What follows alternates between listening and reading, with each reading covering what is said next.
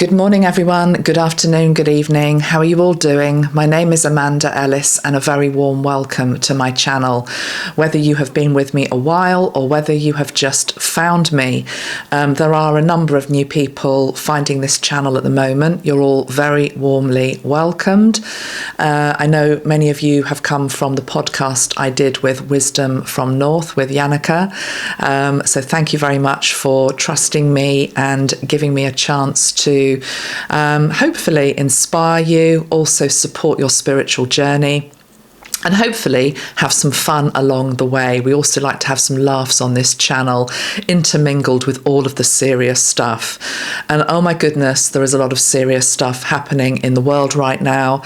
And do you know, I thought what might be good right now is to dive into some teaching. And what we're going to do here is have a lesson together on ancient Egypt, or at least touch on some aspects of ancient Egypt. I am going to be here learning with you. What you may not appreciate sometimes is that a lot of the videos that you see online, there is of course a lot of background research that has to take place before you press the camera and go live. But I actually would like to do this in real time with you, because I believe that teaching is actually about being in a circle, which means that we all learn from each other. So what we are going to be doing today is we're going to be having a look at the energy of two Egyptian energies, well, maybe three. We'll see how far we get with it. We're going to look at the energy of Serapis Bey, an ascended master. Now, I have already started this work with my followers. There is a video under the membership that if you want to join, you can already access. But I wanted to open this up now a little bit to everybody, because I am going to be doing an aura spray dedicated to Serapis Bey shortly, but it's not going to be available in the next week or anything. So I want to understand his energy a little bit more so that we can create it together. I also would like to tie in the energy of Horus. I'm going to be touching on various crystal qualities that I feel are important right now, particularly Lapis Lazuli and red Goldstone. This is tied into an offer that I've got going on in my shop, which is called Angelic Celestial Colours. Those of you that are new may not know that I created a selection of handmade aura sprays dedicated to colour therapy, ascended masters, crystals, sacred geometry, way back in 2012. I've now got a team of people in the southwest of England, led by Tracy, who make them.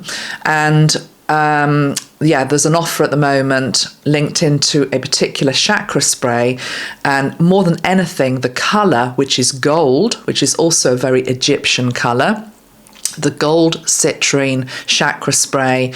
If you buy that as part of the Egyptian set, you get a red Goldstone pyramid, a Lapis Lazuli tumblestone, and also these little pocket reminders more than anything. This one is obviously linked into the Eye of Horus, and on the back it says Horus is about overcoming obstacles, protection and restoration, healing and wholeness.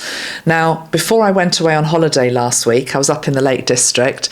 I promised that I would come on and teach something and pull all of this information together. So that is what I'm going to be doing. You don't have to purchase the Egyptian set. You will still get benefit just from watching this video and receiving the transmissions and the teaching. But if you want to obviously purchase the set, you're more than welcome to. We ship worldwide. Okay, and I'll link that below. All right. So we're also going to be looking at various oracle cards that depict Horus and Serapis Bey.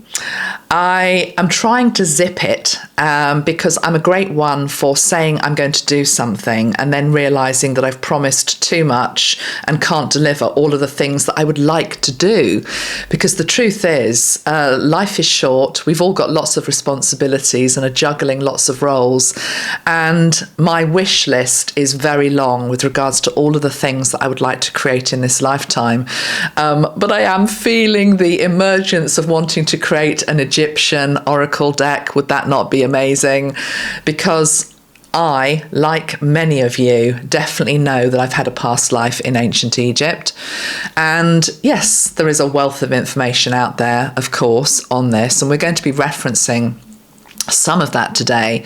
But I don't know about you, I like to find things out for myself as well and bring through my own impression and bring forth my own intuition linked back to that lifetime, but also channeling some of these guides. And we probably will get to that in this video, channeling the energy of Horus, channeling the energy of Serapis Bey, some more.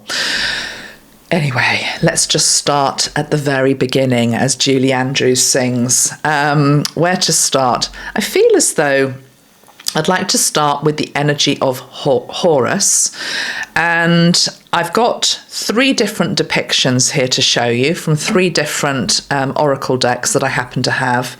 The first impression is actually from an old Doreen Virtue.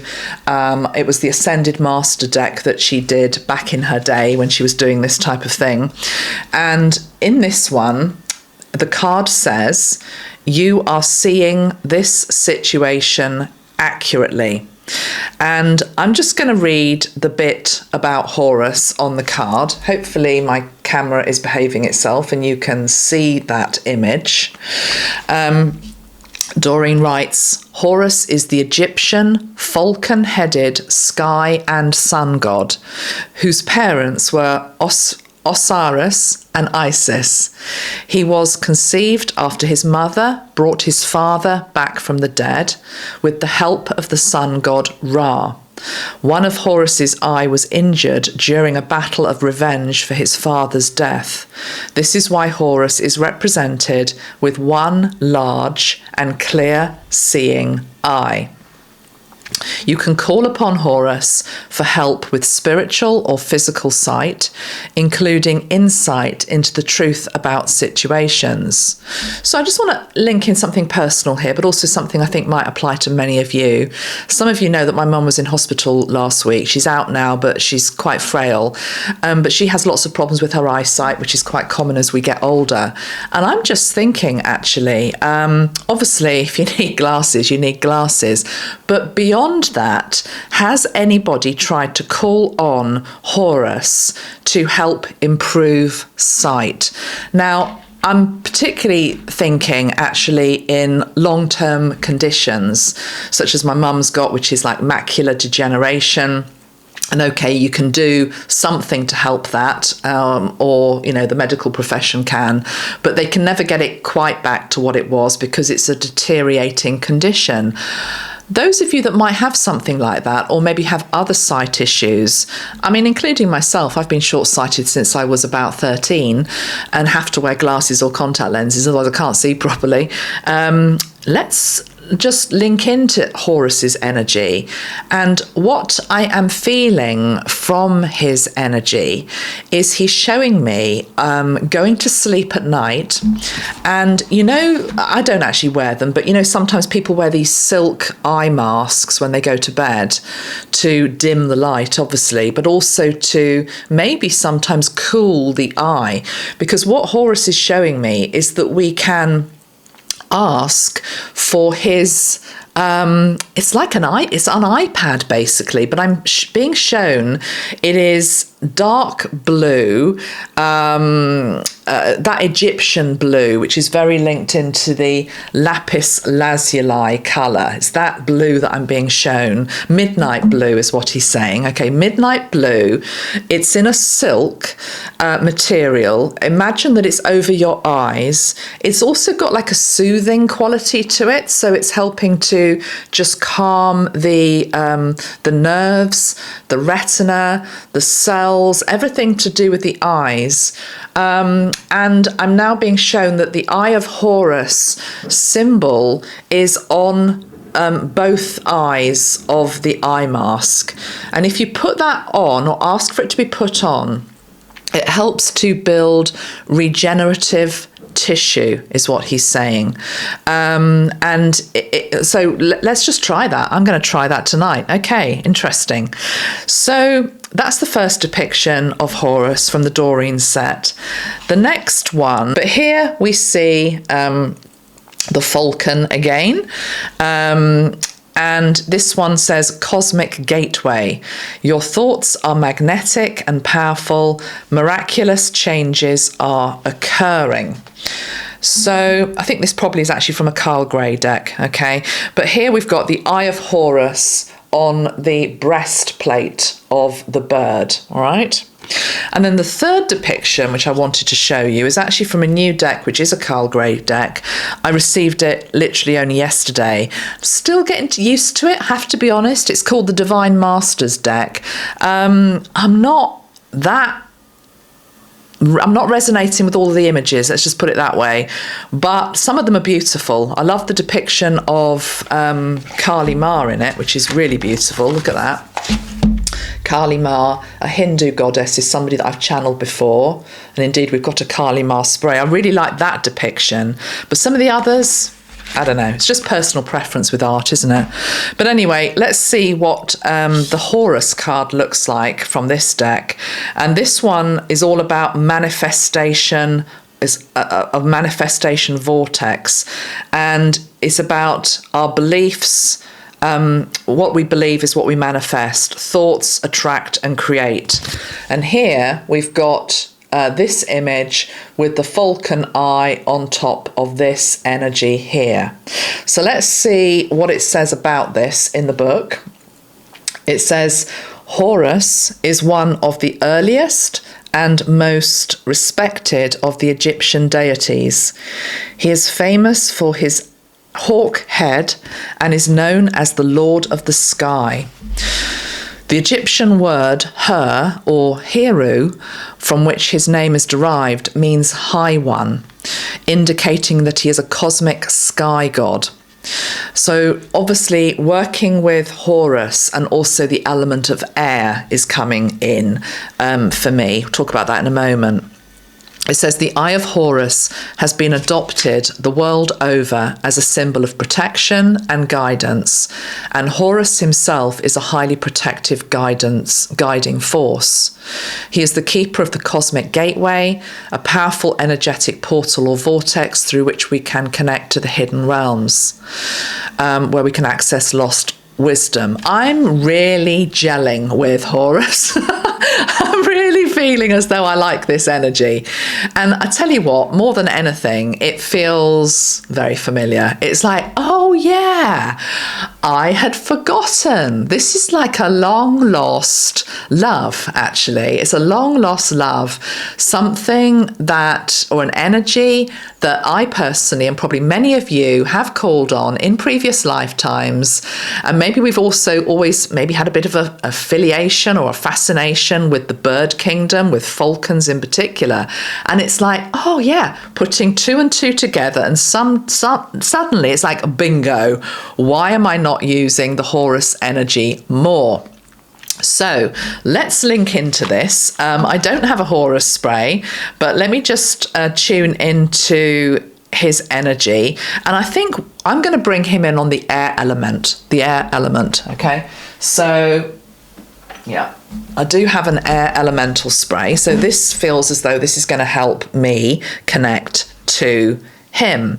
And if you can see, you know, people that follow me a while know that nothing is accidental in my videos. I put this colour on today because I'm a colour therapist. And so subconsciously, often we don't even realise the colour we're wearing is exactly what we need even though we're not realizing it when we put it on in the morning. Even down to this necklace that I've got on, which I think is like a blue calcite.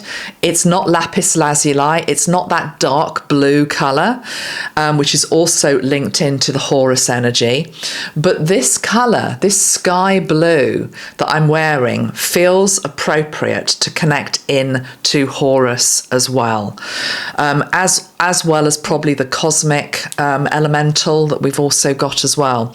Just telling you that because some of you have already got these sprays and you can use them to connect to Horus. Right, let's get to this. Let's see what he wants to say. So, okay, the first thing that I'm being shown is we're way out in nature. And this is a foreign landscape to me. It doesn't feel like it's England. I'm being told I don't even need to identify which country it is. But it is it's a dimensional land. It's a dimensional land. Okay. So, but it is something that we can access whichever country we are in the world. Yeah. So this dimensional land is quite barren. It's also quite warm, but it looks quite desert-like. But it's not just sand, it's also hard land.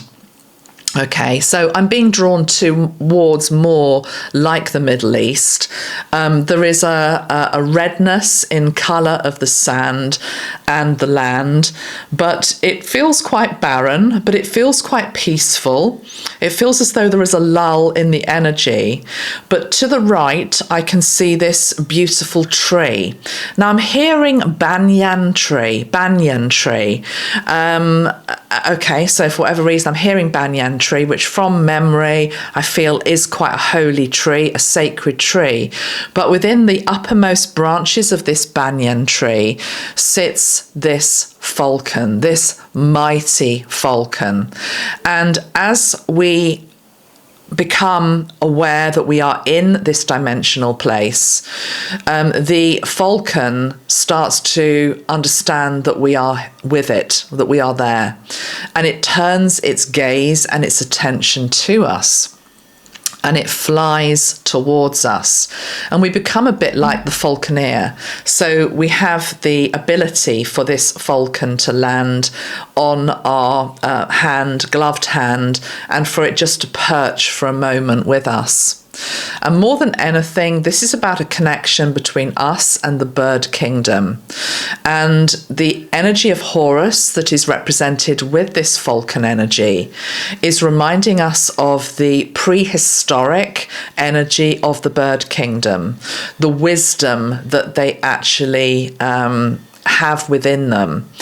And there is something about the energy of the eyes when they look at you. There is just this imparting of truth to us at this time. I also feel as though the beak is quite important, and it feels a bit like a woodpecker's beak in terms of like it's tapping. It's tapping. It's nudging our consciousness to look somewhere, but more than anything, it feels as though the energy is wanting to go within, tapping the chamber of the heart so that we go within and we are able to access Egyptian golden wisdom that is within us, which just needs to be unraveled and laid out for us to see. And I'm literally seeing it like a ball of wool that is being unraveled and laid out in front of us so that we actually see the pattern, we see the blueprint, not only of that time that we lived in Egypt, but also relevant to where we are now in 2025 or whenever it is that you watch this video. This is the blueprint of existence, and you can see your place in that.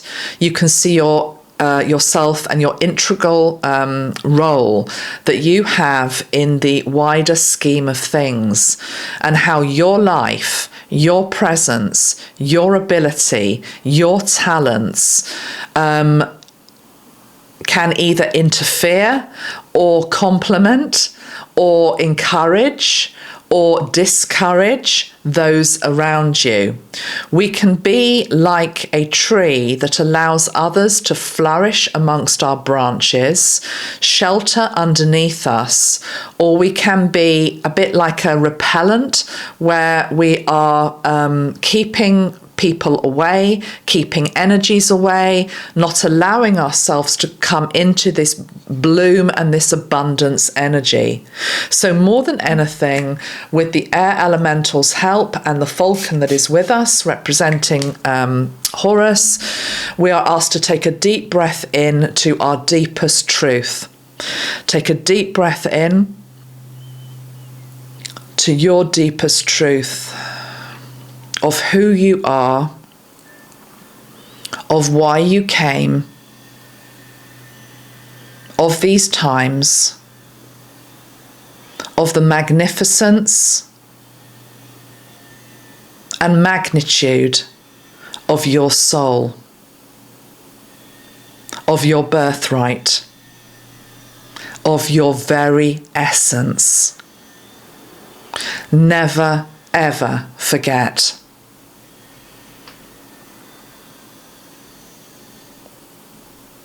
See now your feet standing on the red soil, red sand, red land, however you are envisaging it, and just allow the Falcon resting upon you to fly back to the tree. And there is now bond between you and this bird. The strand that exists between you is a protective one, is a shielding one. It is the all-seeing eye. In time, because I'm being told the Horus energy is one that you need to become accustomed to.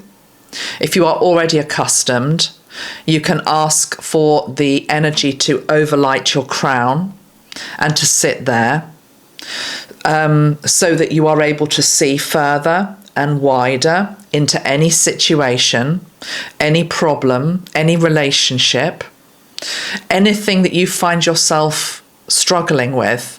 You can bring in this Horus energy to help you understand and sink into the wisdom that you have within yourself to be able to surmount anything. There is also the energy of the gateway with Horus, and there is much more work that we will be doing together, is what is being said. Okay. Now, I'm aware that we've got a number of portals coming up over the summer months. I always try to honour solstice. I'll be doing a video for solstice. But I also honour the Lion's Gate gateway energy, which starts in July, goes through till about August the 12th from memory. So the summer corridor, the summer portals, the full moons, the new moons, the solstice, very important energies. And I feel as though Horus is going to be with us through all of that. How exciting. I look forward to that, and I'm going to embrace that. So more than anything, now that we have Horus on our radar, just start to become aware of the number of times you see this eye, the eye of Horus. It is everywhere anyway. If you go to ancient sites, ancient manuscripts, you're just going to see it basically. So this is not new. I have said on multiple videos that as a child I drew this eye over and over and over again. And it's taken me a few decades to understand why I was doing that. But I feel as though there's always been this close association with Horus. So that's Horus. Beautiful. Let's move on a little bit, just see if there's anything else he wants to say for now. Okay, there's a message coming through with regards to the collective, which is about clearing up the mess that we've made. So he's taking me, because it feels a more masculine energy, although I'm sure there's also feminine within it too, masculine and feminine combined. I'm just tuning into the more masculine energy today. I'm being shown the planet, and I'm being shown this Horus energy overlighting it, seeing, watching. I'm hearing a critical eye at this moment in time. I'm actually hearing the two C's, critical but also compassionate. There's an energy of this being. I must admit, this is the card that I particularly resonate with. Almost like the head moving from side to side, a little bit. It's not a judgmental energy. It feels as though it's above judgment. But there is just this energy of observing, slightly despairing in terms of what's going on right now on planet Earth, but being able to come back to center. There's also the exercise where you move your head from side to side, which is linked into this Horus energy. So the energy of sort of literally moving very slowly, as a bird does. I mean, in fact, a bird can do it quickly, of course, but I'm being shown it being done slowly to the left, back to centre, to the right. And what this is about, oh, and then up, and then down. It's the thing about peripheral vision, being able to see straight ahead, being able to see both sides, back to centre, being able to see above, being able to see below. Now, of course, how do we see behind? That's where the Horus energy sits, is also able to do that, has our back. And that's what this energy is doing right now in our world. Okay, let me move on, because there's quite a lot I want to get through in this video. So we've done Horus. Let's now dip into a little bit of chakra and crystal energy before we get to Serapis Bay, who I think is going to sort of sum everything up for us. So let's start with the center of our being. So ancient Egypt, of course, so much linked into the energy of honoring Ra, the sun god. Gold, you know, all of the stories that we know about the tombs that have been discovered, the extraordinary array of gold. I've always wanted to see Tutankhamun's mask. Haven't done actually, but I think it's on the move. I believe it is on the move. So that in itself is interesting. But I think most of us, when we think of ancient Egypt and we think of the discovery of the tombs, Tutankhamun, Lord Carnarvon, all of that, we're taken to the jewels, we're taken to the gold that is there. And of course, many of these tombs probably have been plundered also. But I'm now being shown an etheric gold. Okay, so there is an etheric gold energy within the temples and within the tombs and within the pyramids that is still there, that can be accessed wherever you are in the world. I'm also being shown etheric golden ley lines. And what I mean by etheric gold is that when we pick up something, this isn't gold, but obviously it's golden coloured. Another symbol obviously linked into Egypt, the ankh. But it's physical, we can touch it, we can't bend it, but we can feel the weight of it. But etheric gold is weightless. It comes in on air. There is also something about the protective quality of this gold. And I think many of us know that gold as a colour is a very protective energy. We can surround ourselves with a golden cocoon, a golden egg shape to keep ourselves safe. But I feel as though much of that remembrance and that teaching comes from ancient days, particularly Egypt, where they instinctively knew how to do this to keep themselves safe. So to imagine ourselves shrouded, I'm hearing, but also shielded, the two S's, shrouded and shielded in this etheric Egyptian gold. And it's like fine mist. It's like fine mist. And I do feel as though you don't have to have the spray, okay? I'm not trying to sell you the spray. You don't have to have the spray. But if you've got the spray, you can use the golden citrine for this.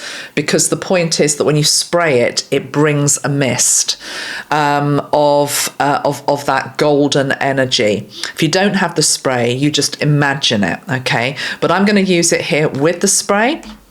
And let's just quickly do this together because it doesn't have to take a long time. Interestingly, I was going anti-clockwise, which I don't normally do. And I'm being told that I'm doing that because what I'm doing is I'm actually going back in time to access this. So whether you have to do that every time or not, just use your own intuition. But there is something here about an anti-clockwise movement I'm feeling I want to do around my crown. Which actually just links us back into a former time where the golden age. It links us back into the golden age, golden civilizations, Egypt being one, not exclusively, also Atlantis, other civilizations too. So after that has been done, I'm just going to put one spray above my head and I am just now breathing in that golden light, but I'm also allowing it to go behind me, in front of me, to my right, to my left, underneath me, above me, so that I am shielded and I am shrouded in this gold. But more than anything, as it goes through me, it is pooling in the solar plexus, the center of my being, which is our power center. When we are powered up, we feel invincible. We feel as though we can take on the world. We have the energy to tackle the day, whatever that means, whatever's going on in your life. When you are depleted in this golden energy, you feel lethargic and as though you can't cope. So filling ourselves with this golden light, which is also linked into the energy of the sun, of course. Think about a beautiful summer's day greeting us and just embracing that warmth, particularly if you live in cooler climes like I do. You know, where we don't always have the sun. When we open the curtains and we see that beautiful golden light, we instinctively breathe it into our being because we know it is good for us. So you can also use the sunlight, of course, to imagine all of this golden light around you. You can use a spray. You can use your own power of imagination. It doesn't matter. It's just the question of doing it and being taken back into that former energy that you held, which was physical on this planet during these ancient days. Okay, so the golden citrine spray, it's lovely actually. I can't remember what oils are in it, but it's all on the website for you to look at. I also wanted to now just mention the crystals that come with the Egyptian connection set. I'm calling it an Egyptian connection set. So I mentioned with the spray, you get the Lapis Lazuli and you get the red Goldstone. So just quickly, Lapis Lazuli, do you know, it's very interesting. I'm not boasting. In fact, if anything, some people say you shouldn't probably have as many crystals, but I have got a lot of crystals. I've bought a lot of crystals over the years, and I have also been gifted a lot of crystals over the years. I've also inherited a few crystals also. But the point is that of the many crystals that I've got, I realised that I didn't have any lapis lazuli. Well, that's a bit of a lie. Today, coming on here to talk to you, I thought I did used to have a lapis lazuli necklace when I was a lot younger. I have no idea what happened to that. I mean, it's really interesting. It was quite Egyptian in style. And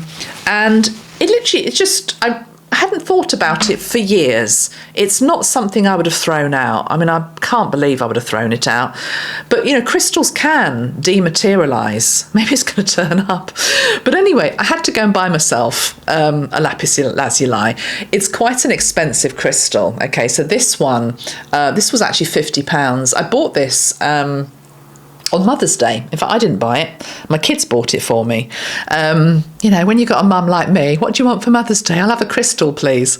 Save the chocolates, I'll have a crystal. But anyway, I got my Lapis Lazuli, and let's just remind ourselves of what Lapis Lazuli is all about.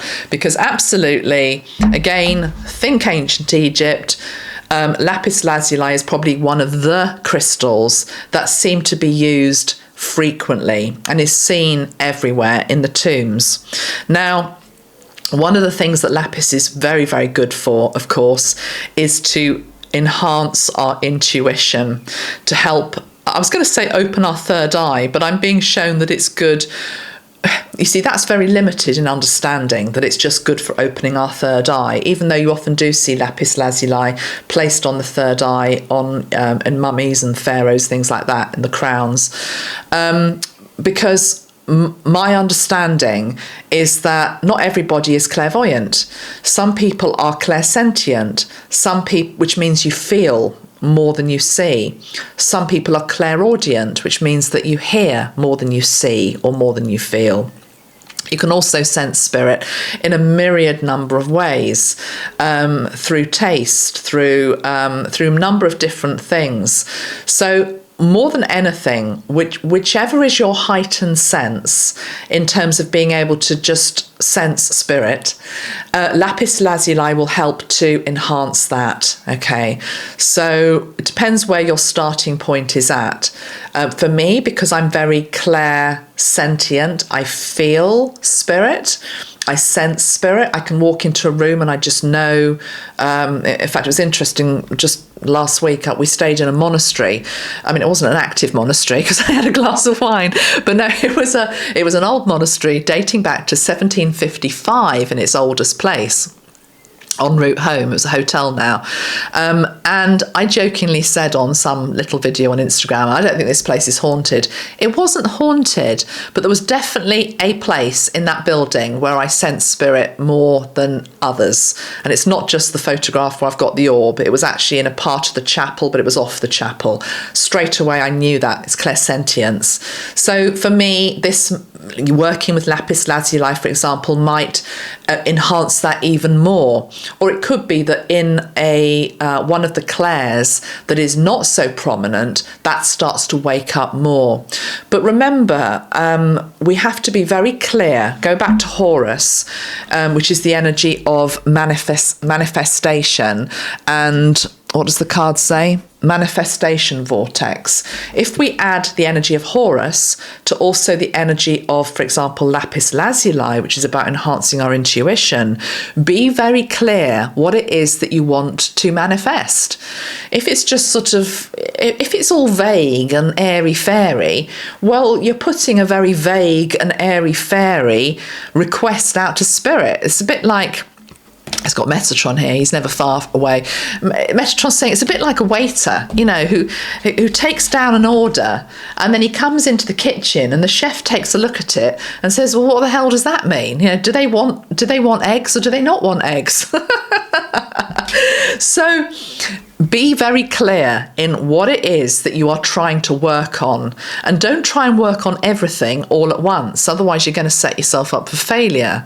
Try to just hone and improve one clair at a time, whether it's clairsentience, clairaudience, clairvoyance, can't remember which ones I've said now, which I haven't, but you get the picture. Okay, so lapis lazuli can help us with that. It's also very good for helping with communication. So it's linked into both the brow, the third eye chakra, but also the throat chakra. So maybe you have an issue with speaking up. Maybe you have an issue with sharing your spiritual truths. Maybe you have an issue with allowing your spiritual voice to come through, your higher voice to come through, not the ego-laden, judgmental voice that we all have within us, but we're trying as we evolve on a spiritual path to bring forward more of the angelic signature or the galactic signature or the Egyptian signature. But whatever signature you're wanting to come via your voice, ideally, don't we want it to be wise and loving rather than harsh and judgmental? So Lapis Lazuli can also help with that. What else to say on this one? I think that is all I want to say on that one for the moment. The other crystal that I wanted to talk about was red goldstone. Now, here we go. I actually haven't got a piece of red goldstone to send you. I'll have to get Tracy to send me one of the pyramids. But I've got blue goldstone here, which I'm sure is not going to show up on my camera at all. But blue goldstone has got little flecks of gold in it. Red goldstone, which this is not, but it's sort of the colour, that's red jasper, has the same. And it says that goldstone is potent because glass is predominantly glass with copper, smelted gypsum, feldspar and copper salts. So because it is glass made from quartz sand, and because of the power of added minerals, particularly copper, which combine in it, it becomes greater than its component separate parts. So although goldstone appears reddish-brown, its colour comes from the copper crystals and the glass is colourless. It says, hold goldstone to reorientate yourself if you get lost while driving or walking at night or at any time when life is dull or you feel sad, to remind you of the wonders of the world. Isn't that interesting that it says to remind you of the wonders of the world? What are one of the wonders of the world? Is it not the pyramids? Is not that a clue that goldstone is, whether it's blue goldstone, whether it is red goldstone, is reorientating your compass back to your Egyptian base, to your Egyptian heritage, to your Egyptian skill set? I really feel that very strongly. It's said to help with the root chakra, the sacral chakra, and the solar plexus chakra. And you know, the more I think about it, that where we were shown, where Horus took us to that dimensional land, and I kept talking about the red sand, the red land. If now I'm realizing it was goldstone energy that almost we were walking upon. So were you walking upon glass, not glass that's going to cut your feet, but smooth glass? Were you walking upon the copper or any of the other minerals found within red goldstone? So there's something about the combination of red goldstone. I also would like to weave in the energy of copper, actually. I've got a couple of pieces of copper here. Copper, of course, is a brilliant conductor of energy. So it feels those of you that are working with crystals and colours in a conscious way, trying to reconnect yourself back to your Egyptian roots or to connect to Egyptian guides, the energy of copper, lapis lazuli, red goldstone, blue goldstone, as well as the golden citrine spray, for example, the air element to bring in Horus. These all are brilliant tools to use. The other crystal, of course, that I haven't mentioned, which of course is very synonymous with Egypt, is turquoise. For whatever reason, I'm not feeling the turquoise vibe so much, even though I'm sat here wearing, we can argue, is it sky blue, is it turquoise? I don't know. So maybe, I don't know, I am just very turquoise, so maybe I don't need to bring the crystal in, but I have actually got a little bit here. Here's a little bit of turquoise. For those of you that need your turquoise fix, here it is. And of course, again, turquoise is a stone linked into communication, truth, protection, and of course is not just linked into Egypt. Lots of the indigenous cultures around the world still use turquoise. when I say I am very turquoise, what do I mean by that? That's sort of taking us off subject a little bit in this video, so I'm not going to go too much into it. But I do believe that we all come in on a particular colour ray. And you probably already know what that is. So don't say to me, what's my colour ray, Amanda? Because I'm going to put it right back to you and get you to ask your higher self, what is your favourite colour ray? Because I said your favourite colour ray because it probably will be the favourite. It's that colour that you're just drawn to for whatever reason, that you sink to, not sink. Interesting I said that, because Atlantean, of course, is sinking with all the Atlantean, with the turquoise energy. I was going to say that is the sustenance, is the nourishment that your soul needs. But anyway, let's just park turquoise for one moment and move on a little bit. So I wanted to now talk a little bit about Serapis Bey. As I say, there is a introduction video on Serapis Bey on my membership channel, and there is going to be a spray, but it's not ready yet. So I want to show. Let's just start with the cards that I've got. I've got 3 cards as before, and we'll start with Doreen's.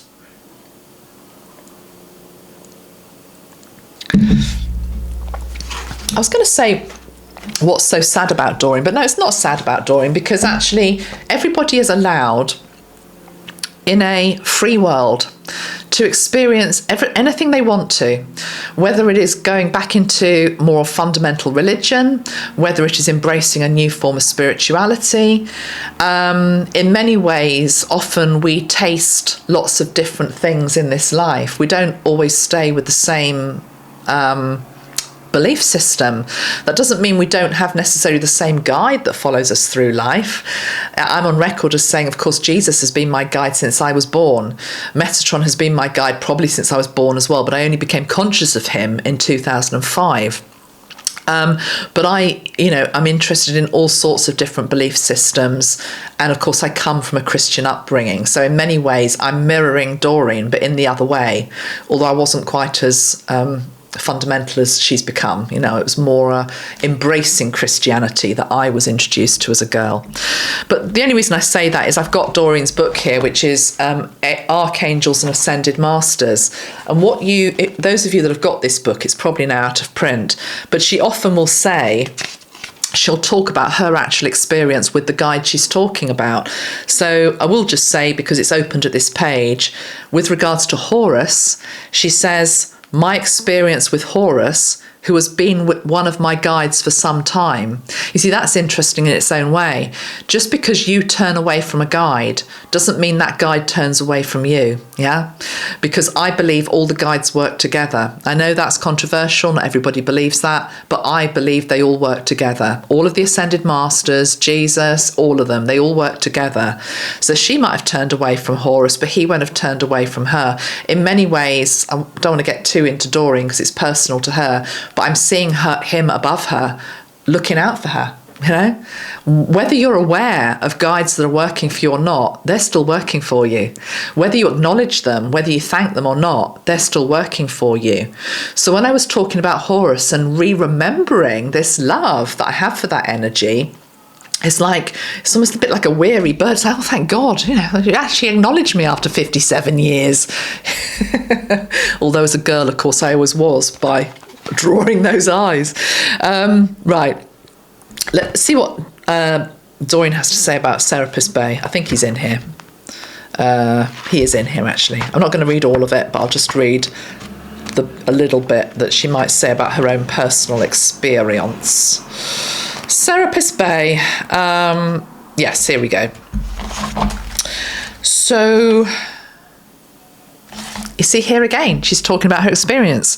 I've long had an affinity and an affection for Serapis Bey, and have found him to be a wonderful coach who lovingly demands the best from us. He pushes us to take exceptional care of our bodies, and if you begin working with him, expect to be given some pointers on exercise and nutrition. That is really true. I've really felt his energy come in. Quite a strict life coach, like, come on, You got off track again. Get yourself back on track. But as she says, a loving coach. I think we all need that. So who is he? And let's see some depictions of him. Now, remember, when I'm showing you oracle cards, or you're looking at any artwork on anybody, any of these guides, it's just one person's impression at the end of the day. And taking it into something like Metatron, who I talk about all the time, normally I've got my picture of Metatron behind me, and that's just one depiction, but he doesn't have to look like that. Any energy is just energy, and they will show themselves in the form that maybe they think you expect to see them in, but they can appear to somebody else in a totally different way. And also, of course, all energy, like us, is actually light. So light phenomena is something where you can see, for example, Metatron or Serapis Bey or Jesus or any of them, okay? Anyway, let's show you a couple of depictions. The one you're probably most familiar with is this one, which is from the old Doreen deck, and it says "Go now," because yes, he has this energy being like a guide, not dictatorial, but I think he comes into your life where you need guidance, basically. Maybe you've been stumbling around a bit, maybe you feel a bit lost, maybe you don't know the way to go. There seems to be a lot of talk in spiritual circles. I sometimes see it with regards to, we don't need guides anymore. Well, actually, most of us do. That's ego talking. We have to remain humble that most of us still need help. If we didn't, we wouldn't be here. It's as simple as that. So we came to learn, and guides come in to help us. They're not trying to do it for us. They're literally pointing you in the direction and saying, I think this would be good for you, John. I think this would be good for you, Thomas. I think this would be good for you, Janet. Whether you do it or not is totally up to you. But anyway, that's the depiction of Serapis Bey in this deck. And let's just see what she had to say about it all those years ago. So go now. So Serapis Bey, I don't think I said this, he's an Egyptian god of ascension and a bridge between heaven and earth. She calls him an ultimate life coach. Yeah, I like that. Call on him when you need to be moving away from a toxic situation, when you need to quit your job, leave a toxic relationship, move to a new location, start a new project, take a vacation. No more excuses, just do it. Move away from an old pattern. Now you might say, well, that sounds a bit like Metatron. I actually feel his energy is quite like Metatron. But then that's no surprise, because a lot of these guides, they're all helping us towards the same goal. Serapis Bey is very linked into awakening and ascension. So is Metatron. So it's a bit like, Metatron has a sense of humour. We say it's a bit like horses for courses. It's like, which one do you resonate with? It doesn't matter. They all are there to serve us effectively. And yeah, I did say that. It's like, you can't say that. I just said that. They're here to serve us. But not in like master and servant type energy. No. In terms of teaching, being present, guiding, mentoring, and they do so from this place of love, okay? Love. So that's the first depiction. The second one is very pharaoh-like. I think this is from the other Carl Grey deck. Okay, so there we've got an energy which looks very pharaoh-like. There are again, all sorts of stories out there about Serapis Bey. Some people saying that he was the one who helped build the pyramids or design the pyramids, or was the architect behind the pyramids. Other people say he was a helper. But, I don't think it actually matters. I think it's semantic. We can get really caught up on semantics, and the brain and the mind has to get everything in a logical order. To me, I am just linking the pyramids to Serapis Bey. That's enough for me. I don't need to know all the ins and outs of it, because his energy is about now. It's about helping us with now. What do the pyramids mean now? What does his energy mean now? What can gold do for you now? What can lapis do for you now, etc.? So This card says, move into your true self, rise above the darkness, the light is here. It's interesting, actually, that passage before, it was talking about, go, this thing about go now, just do it. It's like an energy of just do it. And it mentioned going on holiday, because my first experience of really trying to channel him was a couple of days before I went away on holiday last week. And, what are the chances of that, really? And I needed that breakaway, but equally, it was illuminating in many ways. I won't go into all of that, but I had a nice time. But obviously, my mum went into hospital, and that was all linked into probably clearing out family trauma and healing the line, etc. All right. Okay, let's go back to this. I don't think I read this, did I? No. So this is what Doreen says about Serapis Bey. And she's actually this is a channel piece of writing from him via her all these years ago. He says, remember, it's not just about her and her experience in the past, even if she's turned away from this. It's about what he can do for you. That's why I'm reading it. He says, once again, we're reunited, as I've been with you so many countless times before. You're here for another initiation, are you? Another rung on the ladder of ascension. I'm here to help you carefully and cautiously choose your next move. Many of you are rushing so much that you can no longer hear your inner guidance. You must create silent space for yourself. Get away from the frantic pace and the worldly noise. Even a brief break will refresh you and reconnect you to the voice you love with all of your heart, the voice you trust uppermost. So make the voice your uppermost priority, a valuable friend whom you vigilantly keep track of. If you cannot hear the voice, it's simply a sign to become quiet. You see, the truth is that I think with spiritual awakening, many people are focused on hearing the voice, whether it's Metatron, galactic energy, or whatever. But what I always say is that to even be able to channel or receive messages from another energy, you need to first be able to channel your own voice. Is that not true? You need to first be able to understand what is my voice, what is my energy, what is my spirit, what is my psyche, what is my mindset, and what is other? What is completely other? What has just dropped in from absolutely nowhere that isn't of me? That is channeling. And of course, the more that you channel a particular being, I've been channeling Metatron since 2005, it becomes almost like another part of you because it's so familiar. But I still know where Metatron stops and I start, and vice versa. And so too with this energy then, Serapis Bey. And I'm mentioning this because, Doreen was talking about the voice, being able to hear he helps you to hear your voice, leading you back to your voice, because without that, awakening is going to be very hard. And I think this is why we're stuck as a spiritual community right now. So I'm not going to have a rant here, but I do feel very passionately about that.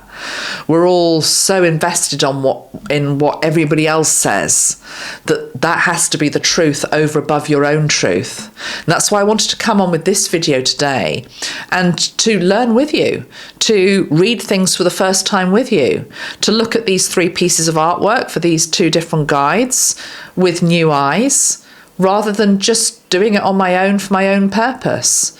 Share and teach from a circular perspective. And not putting another above somebody else. Anyway, I won't go off on one. I'm going to show you the 3rd depiction. Sounds like he's coming into land, of Serapis Bey. Now, I actually have just bought this deck, this other Carl Grey deck, Divine Masters it's called. I think it's quite new. I bought it literally for 1 picture. So maybe that's why the others aren't resonating with me as much. But I saw that there was an illustration of Serapis Bey, and I'm not about to commission an artist to draw Serapis Bey for me, so I thought, come on, who else has drawn him? Let's see. This is the depiction. It says paradigm shift, activation to grow and make the necessary change. Now, in my mind's eye, and those of you that are in my membership who've done the meditation, he may have looked like that, he may not have looked like that. To me, he did look a bit like that. I definitely could see the darker skin. I could see the rainbow light, which here is all around him. So that's a really beautiful depiction. And let us see what it says in the book. Serapus Bey is the divine master who is responsible for helping those on earth move through the process of ascension, which isn't about transcending the body, but fully aligning soul, mind, and body to transcend all earthly limitations. He is a divine being who, according to the ascended masters' teachings, was a priest or spiritual practitioner during the times of Atlantis. And like many of the spiritually aware Atlanteans, who were consciously living connected to Source, he fled the land before it was hit by a cataclysm and went to Egypt, where it is said he chose to incarnate several times as a priest. That's bringing up something for me, guys. I know I drowned in Atlantis. So I was there right to the end. And many of you might have that memory as well. You see, because what I'm feeling here is coming up is a bit of a betrayal wound with Serapis Bey. Because if that is the truth, that he was there during the Atlantean times, but for whatever reason he fled before the flood and went to Egypt, I'm sort of sitting here thinking, maybe I need to make peace with you. Or maybe I need to make peace with myself because I didn't follow the guidance that energy might have been giving during that time. Or maybe I was meant to die in the flood with other people for whatever reason. But that's just me. I mean, I want you to think about you and your experience if you're aware of an Atlantean lifetime and an Egyptian lifetime. And how do we bridge them? Because of course, and this all gets a bit deep and complex, but of course the soul can be living multiple lifetimes at once. Yeah. So switch the mind off that says, hold on a minute, what date was the golden age of Atlantis and what age was Serapis Bey and trying to join the dots? You're never going to join the dots.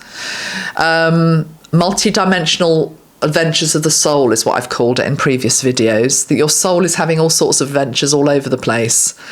But occasionally you get almost like these windows where it's just like, hold on a minute, I'm looking through that window and I'm remembering that time where I drowned, and I'm aware of the Serapis Bay energy that must have been there in Atlantis, and maybe I was linked to, maybe I wasn't. But then he wasn't there at that critical time.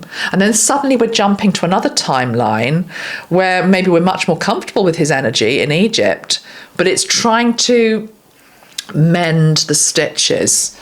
There's a very good card that depicts where I'm going with this. Let me just get it for you. The phone's going, hold on. Okay, I found the card. It's from the Wisdom of the Oracle deck. This is what I'm seeing in my mind's eye. That for some of us, we have to mend some of the stitching wounds between lifetimes. Now, of course, we never have been betrayed by Spirit. We've never been betrayed by God. We've never been betrayed by any of the Ascended Masters. More likely, we've betrayed ourselves in some way. So if what I've said has resonated, just maybe make a note of that in your journal and meditate and reflect upon it. And maybe we'll come back to it. Because the card that's on the bottom of the deck, I'm just seeing is round and round, which is, I feel Serapus Bay saying that in every lifetime, we are being asked to come back to centre, yes, but equally that we can see the patterns and the cycles and maybe the mistakes, but also hopefully the gifts. Anyway, I'm going to now just link into Serapus Bay and wrap this up. And I'm going to use the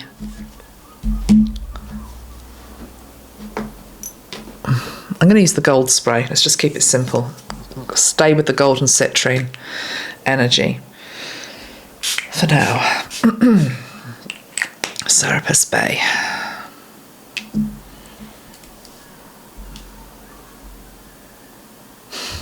I'm being shown a huge hall.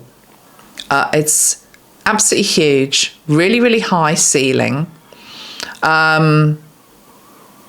It's beautiful. It's stone.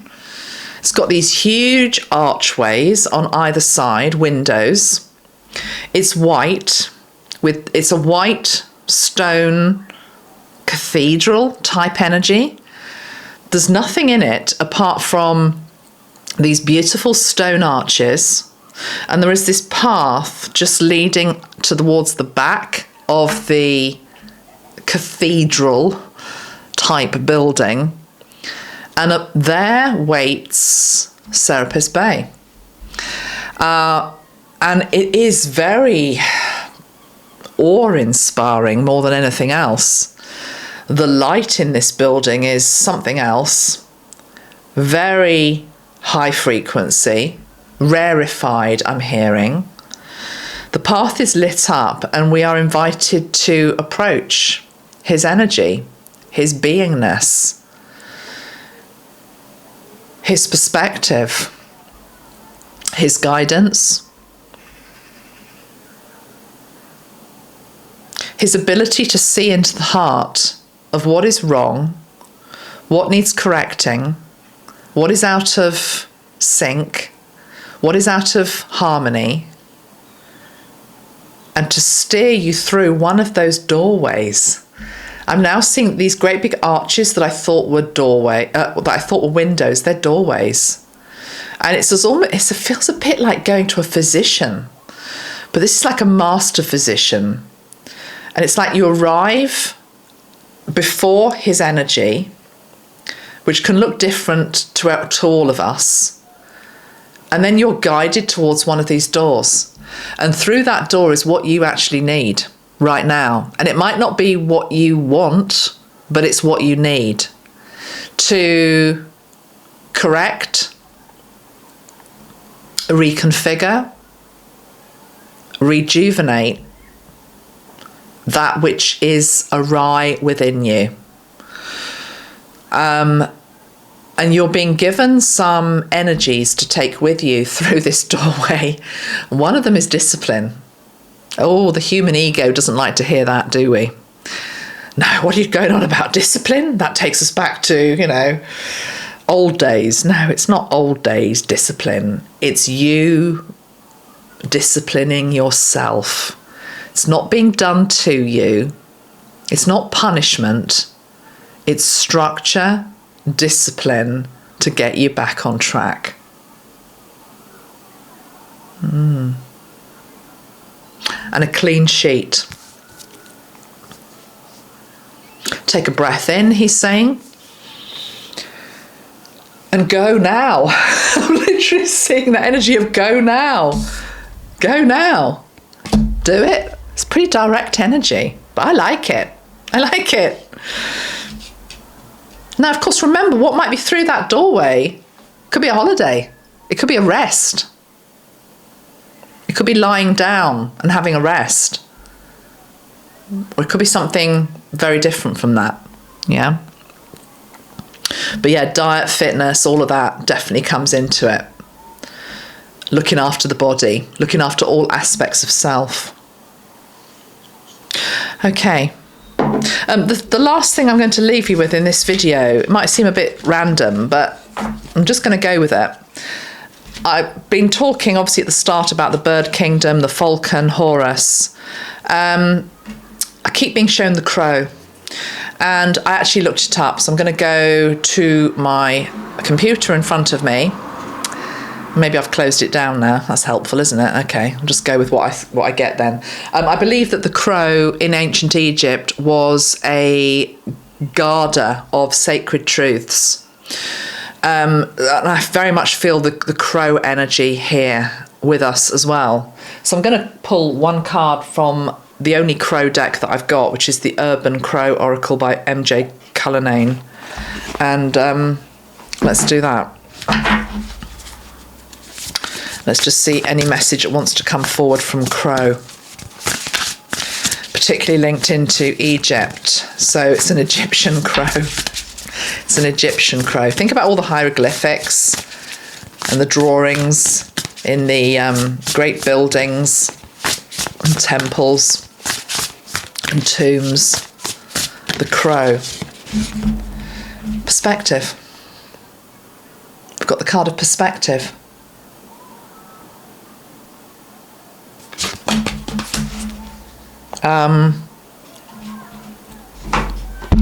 Card number 35.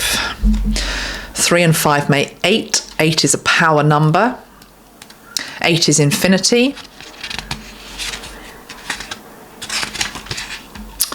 It says crows really do hang upside down. The birds take this position to get at the food that would not be attainable otherwise. When you take a moment to stop, disengage, and open your mind to seeing the situation from a different perspective, you might realise that there is more information available that will assist you in ensuring the best course of action is taken. When perspective appears, your situation will benefit from slowing down and holding off on any significant decision making, as you may not have all the information that is available. I think this crow energy goes with Serapis Bey, and I also think it goes with Horus, but particularly the Serapis Bey energy that we were just shown, being before his energy and him showing us a door to go through.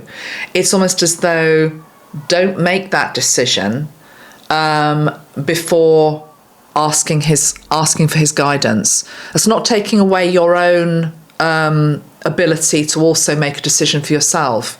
It's just saying there's another perspective to consider. There is another perspective to consider. And I think all of this ancient energy and ancient wisdom and ancient beings that are wanting to come back at this time and that I'm talking about are about giving us a different perspective. Serapis Bey is giving us a different perspective. Horus is giving us a different perspective. The Crystal Kingdom gives us a different perspective. Colour gives us a different perspective. Wrap it all up. What have you got? Something beautiful, I think. So I think I will end there. Thank you for listening. Thank you for your time. I will put the links below to the cards I've used. I will put the link below to what I'm calling the Egyptian Connection set, which, as I say, has got the golden citrine spray. It's got the red goldstone pyramid. It's got a Lapis Lazuli tumblestone, and it's got this little pocket reminder Eye of Horus card, which just reminds you why you might like to work with that symbol. Helps you to overcome obstacles. It's about protection and restoration, healing and wholeness. Because again, this whole thing about the Horus energy, we were being shown to sort of look to the right, to the left, up, down, all the rest of it.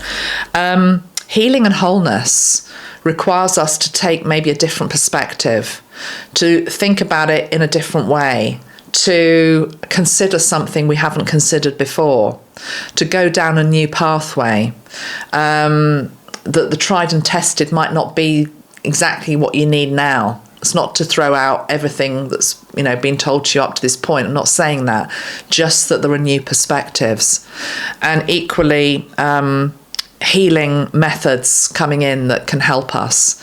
And of course, I'm a colour therapist. That's how I got into this work to start with. That's what underlies all of my work, is colour and the power of colour. And yes, I will be doing a course on it at some point soon. I just need more hours in the day. But the point is that colour is one of the oldest healing modalities. Crystals are one of the oldest healing modalities. It makes me laugh when people say they're new age. They're not new age. We were using them thousands of years ago. So the power of colour to heal, which is basically the power of light to heal. So consciously use colour to help yourself. Take a look now at the colour you're wearing. Is it helping you? Is it hindering you? Is it keeping you feeling safe and hidden, or coming out more? I don't know. If you open up my wardrobe doors, in all seriousness, I've got the whole rainbow in there. Although I do wear a lot of blue, but I've got a lot of colour in my wardrobe.